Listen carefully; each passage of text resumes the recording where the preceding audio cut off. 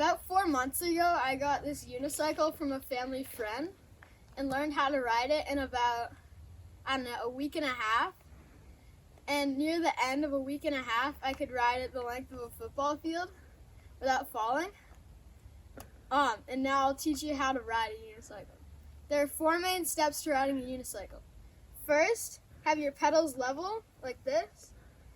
And then second, you want to put the unicycle down, and then you can hold on to something.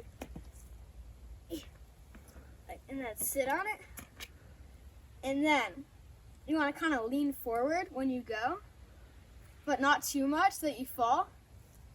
And then start pedaling slowly,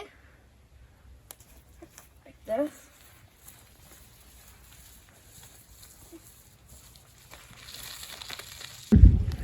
Okay, which foot do I put on first?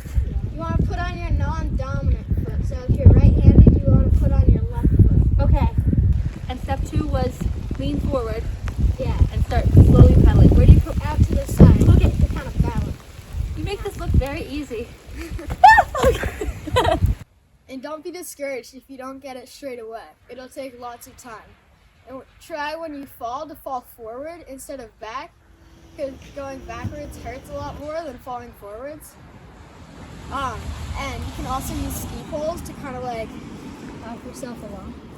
If you start unicycling, consider helmet, knee pads, or elbow pads, because you're going to be falling a lot. I found that the best surfaces for riding are either pavement or gravel, because it has the least amount of friction. Grass is hard because it has all the divots in it. I like unicycling because it just gives so much cheer to everyone when I ride by. And